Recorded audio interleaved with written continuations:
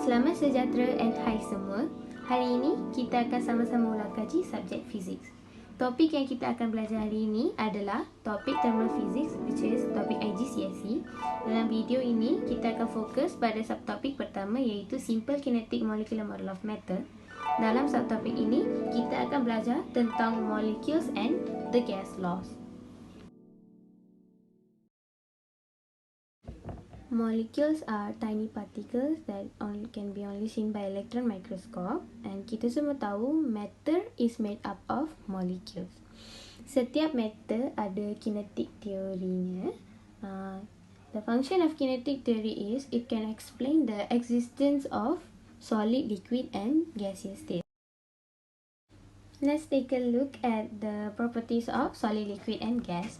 Okay, first solid. Dalam solid, molecules are close together in regular lattice or in repeating pattern, and molecules will vibrate to and fro in fixed position.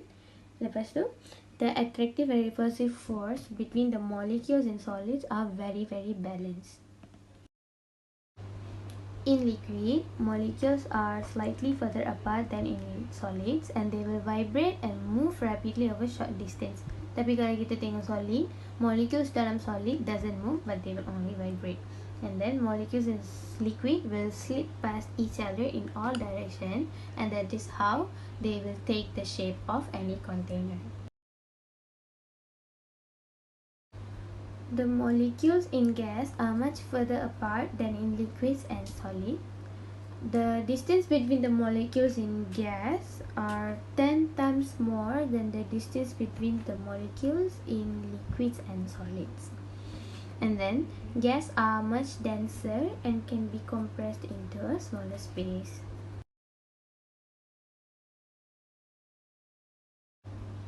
Dalam part extended, kita akan tengok pasal crystals and diffusion. Crystals, seperti mana kita tahu, dia ada hard and flat sides and straight edges, and whatever their size, crystals of the same substance have the same shape. Diffusion is the spreading of substance of its own accord due to molecular motion. Gas are easier to diffuse because the particles in it are further apart. The rate of diffusion depends on the speed of the molecules and in the weight of the molecules. Sebagai contoh, kalau dalam a gas jar ada air molecules and nitrogen dioxide molecules, nitrogen dioxide molecules will diffuse more faster because the weight of nitrogen dioxide molecules are less than air molecules.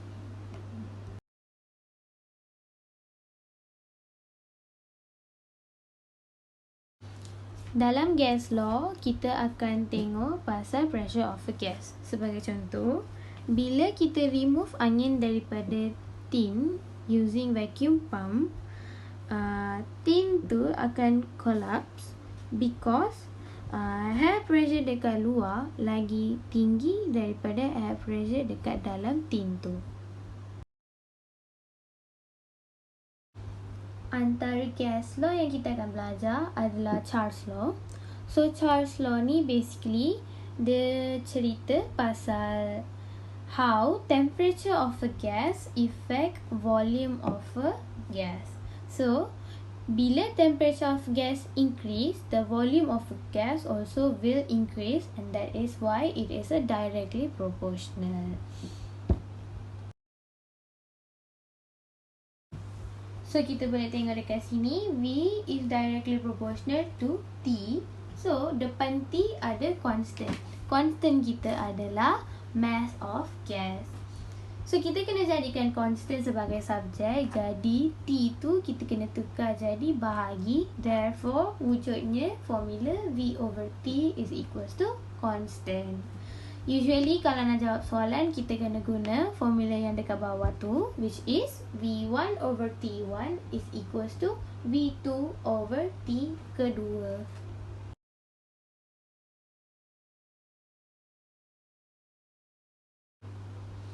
So next kita akan tengok pasal pressure law. Pressure law sebenarnya benda yang sama je dengan Charles law, tapi kita akan tengok how the temperature of gas will affect the pressure of gas.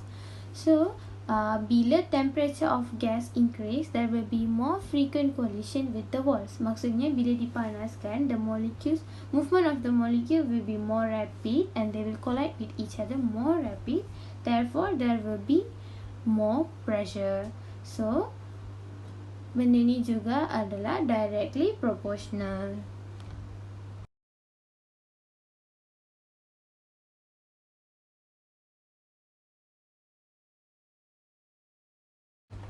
Okay, the last gas law is the Boyle's law.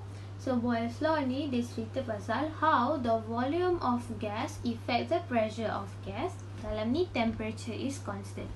So when the volume of gas is decreased, the molecules akan ada tempat yang sangat sikit untuk move around. So they will hit the wall often, therefore there will be more pressure. So kita boleh tengok yang pressure of the gas is inversely proportional to volume of the gas.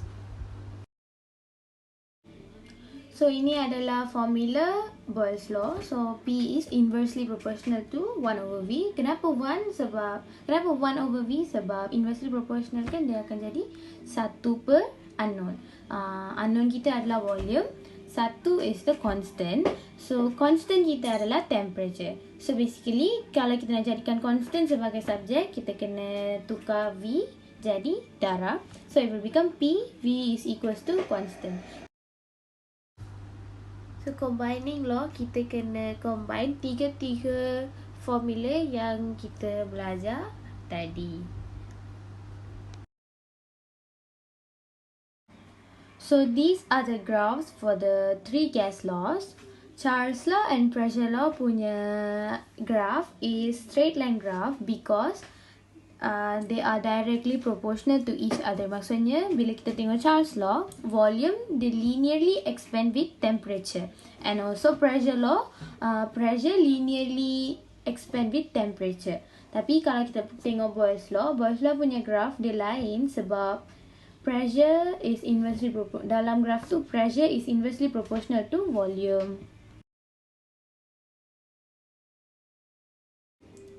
Absolute zero.